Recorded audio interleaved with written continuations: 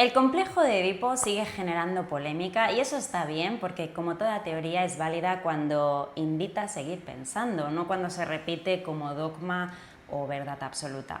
Pero el problema no es la teoría, es que aunque el mundo esté en llamas, esa primera casa con sus habitantes nos sigue marcando para bien y para mal, porque todos esos sentimientos tan intensos y contradictorios que vivimos ahí se convirtieron en la plantilla desde la cual amamos, competimos, nos enganchamos a las cosas y a las personas.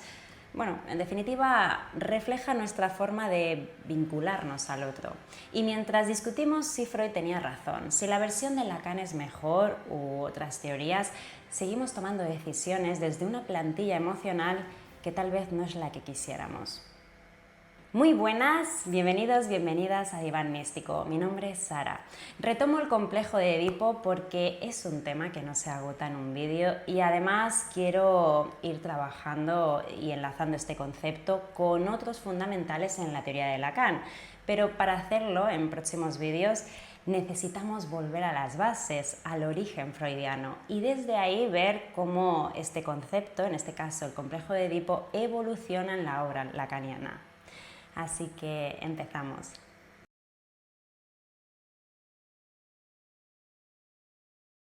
El famoso complejo de Edipo del psicoanálisis tiene que ver con el mito que nos constituye, que nos organiza como humanidad. Quiero dejar claro desde el principio que el Edipo es un mito, no una realidad. No se trata de que literalmente hayas querido casarte con tu madre o matar a tu padre. Se trata de una fantasía, una estructura que construimos para entender nuestro lugar en la familia. La fantasía es edípica, pero no nos referimos en psicoanálisis a una relación incestuosa consumada.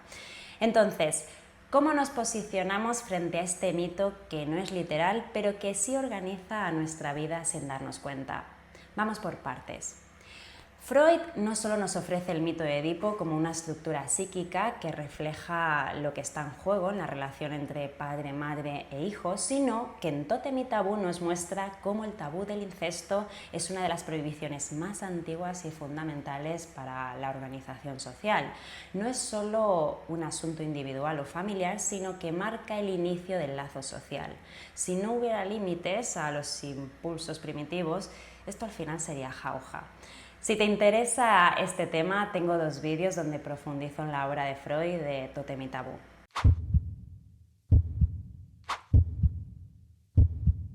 Bueno, al final, así como necesitamos teorías como la del Big Bang para intentar comprender el origen del universo, aunque estén en constante revisión, también necesitamos teorías que nos permitan comprender el origen de lo humano, aunque también estén en constante revisión. En el mito griego, Edipo no quiere matar a su padre ni acostarse con su madre, lo hace sin saberlo. Ese no saber nos muestra cómo algo puede afectarnos profundamente aunque no lo sepamos. Freud se sirve de este mito para explicarnos cómo esas dinámicas que surgen de nuestras primeras relaciones marcan un destino. Y si uno quiere cambiar su destino, tiene que saber hacer con esos sentimientos tan contradictorios que tiene.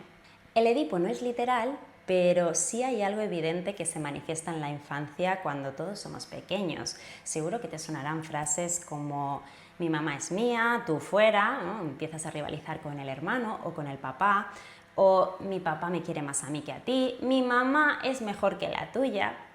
En esa lucha por el amor de los padres empiezan a surgir muchas cosas: deseos, celos, envidia, culpa, contradicción, ambivalencia. Deseas algo y al instante te sientes mal por haberlo deseado. Dices que quieres, pero también pegas. Odias y al mismo tiempo amas. Y al final toda esa tensión interna no desaparece al crecer, solo cambia de forma. La desplazamos en el trabajo, en la pareja, en las redes, pero eso sigue ahí. Por eso es tan importante revisar esa tensión que nos va marcando.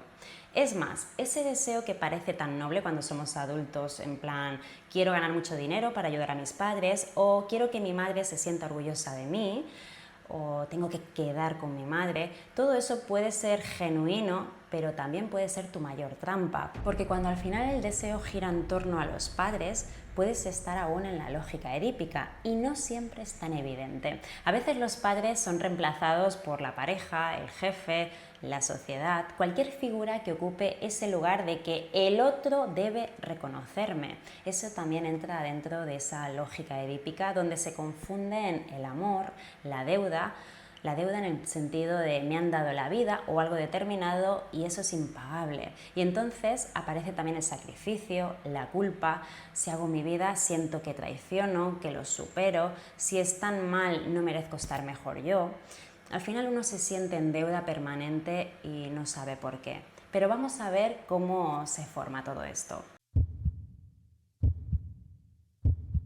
Al principio, cuando nacemos, todo gira en torno a la madre o a la persona que haga función materna. Ella es el primer objeto de amor para el niño, para la niña, porque es fuente de alimento, de consuelo, de placer, nos lo da todo. Ese cuerpo materno o su función se convierte en el centro de nuestro mundo psíquico infantil. El pecho, el biberón, el chupete, los brazos que arropan, ahí comienza el erotismo. No tiene nada que ver con lo genital ni con saciar necesidades básicas, sino con que algo nos gusta y queremos más de eso, aunque ya nos hayamos saciado. Y si me lo quitas, empiezo a llorar, ¿no? Empiezo a responder de una forma exagerada porque quiero seguir sintiendo eso. Tírate la mano fuera. Uy. Pero a medida que el niño o la niña crece, descubre que no es el único o la única en la vida de mamá. No entiende por qué mamá a veces no está, desaparece, luego vuelve y entonces aparece el dilema. Hay un tercero, el padre, o mejor dicho, esa función que pone un límite entre mamá y la niña o el niño. Tal vez el padre de carne y hueso u otra figura ya estaba ahí, presente, veíamos que había un otro por la casa, pero aún no nos daba la sensación de que interfería en ese idilio entre mamá y yo, hasta que lo hace porque el mundo también empuja. La realidad irrumpe, mamá tiene que trabajar, atender al padre, cuidar a mis hermanos. No solo está por y para nosotros, pero de niños nos resistimos a esa idea, se niega. Entonces creemos que la culpa es de alguien, del padre, del otro, del que sea, que al final arruina todo. Porque aceptar que mamá tiene otros deseos, que no todo gira en torno al niño o a la niña, es demasiado doloroso. Es más fácil odiar algo o a alguien que aceptar que mamá elige atender al niño o a la niña a veces. Esto me recuerda al juego del niño de Freud, del Forda, donde en lugar de aceptar que la mamá simplemente se va, empieza a recrear en el juego su forma de tramitar esos sentimientos cuando la mamá desaparece, ¿no? Y lo hace a través de un trenecito.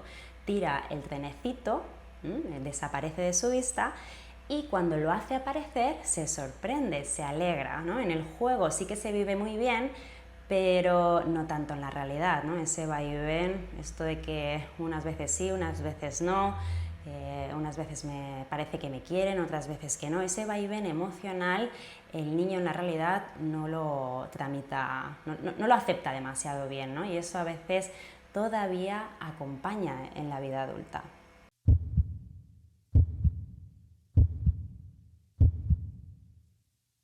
Nos dice Freud que la fusión total es imposible, pero el niño o la niña no quiere saber nada de eso y de adultos lo seguimos intentando con la pareja, los hijos, incluso con una causa. Ese intento de fusión es la sombra de algo infantil que insiste. Cuando empezamos a notar que un tercero rompe nuestra fusión, aparece la primera frustración real. Mi mamá no es solo mía, ha venido aquí un cortarrollos a fastidiarnos.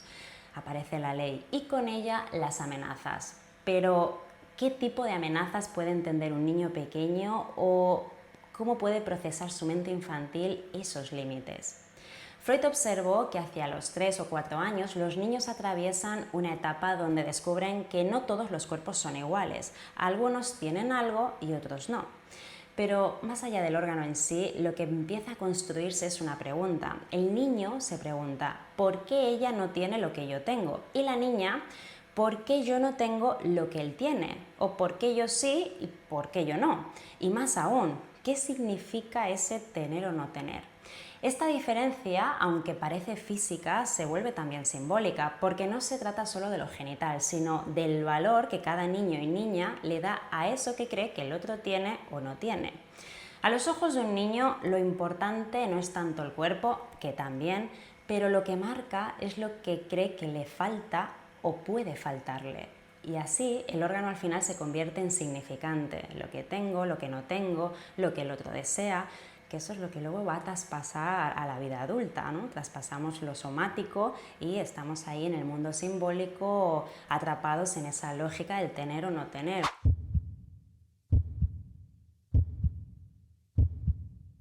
Y claro que Freud habló del pene, pero como lo que representa, lo que descubrió va mucho más allá del cuerpo. Es el impacto que está en el deseo, en eso que el otro parece tener y yo no, y al revés. Y ahí se forma el quilombo, que al final luego va más allá de lo material. Pero ¿por qué en la infancia se valora más tener que no tener? No es que tener sea mejor, eso ya es una interpretación adulta que nos salpica cuando estamos en el mundo infantil. Para un niño es algo más simple, funciona con la lógica de la posesión infantil. Yo tengo y la otra persona no tiene. O sea, yo creía que éramos iguales, pero me doy cuenta que somos parecidos y al mismo tiempo distintos. Eso para un niño es increíble. Ahí empieza a ver las diferencias.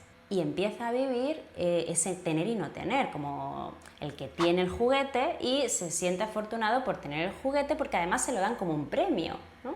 Es que esa misma lógica que empezamos a nutrir desde la infancia, porque estamos en relación con adultos, es la que nos sigue acompañando, ¿no? Esa diferencia, esa comparativa constante también apunta a nuestra falta, a la sensación de pérdida, porque al final también el que tiene puede perder. O sea, ya no tiene que ver el que ser hombre o ser mujer sea mejor, sino que hay un terror infantil. O sea, me pueden quitar lo que es mío. Es la lógica de la pérdida, no de la superioridad. Eso ya tiene que ver con el mundo adulto, que se responde ante eso, ante esa pérdida, de una forma defensiva.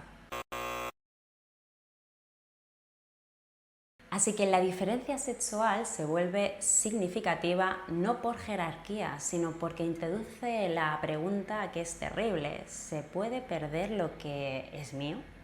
Cuando el niño y la niña descubren las diferencias genitales, su primera explicación es simple: unos tienen algo y otros no. Y entonces aparece la primera amenaza que el niño puede comprender desde su lógica. Si a ella se lo sacaron, a mí también me lo pueden sacar. O si me porto mal, me la pueden cortar. Y todo esto se intensifica cuando, por ejemplo, un niño empieza a experimentar con sus genitales y escucha un eso no se hace, ¿no? Todo eso el niño lo recibe como una amenaza, como si eso estuviera muy mal, y es como cuidado. Para la niña, Freud plantea un recorrido diferente. Primero vive una decepción al darse cuenta de la diferencia y pasa del amor de la madre a dirigir su deseo hacia el padre, del que cree que obtendrá un hijo, tendrá otra cosa. Y la amenaza de castración en el niño funciona para que se dé cuenta de que hay límites, de que con mamá no, eso no se puede, y de que el objeto de amor lo tiene que buscar fuera de ella.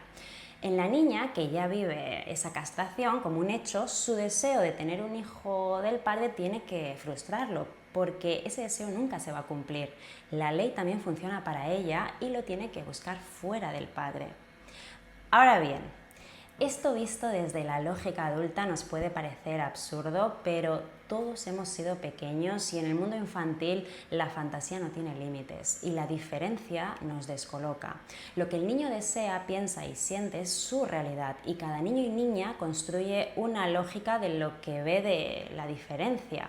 Así que no se trata de esas batallas concretas de poder que vemos en el mundo adulto, porque realmente no falta nada a nivel del órgano. Y lo que viene después con Lacan es entender que ese deseo que surge, ese impacto que vemos cuando asumimos las diferencias, no es del todo propio, porque todos estamos atravesados por la cultura y eso tiene efectos. Y desde esas teorías infantiles empieza a organizarse una relación particular con cada uno de los progenitores, y desde ahí empezamos a desear, a competir, a amar, incluso antes de saber qué significa todo eso. Cuando somos pequeños, pues nos vamos dejando llevar por nuestras sensaciones.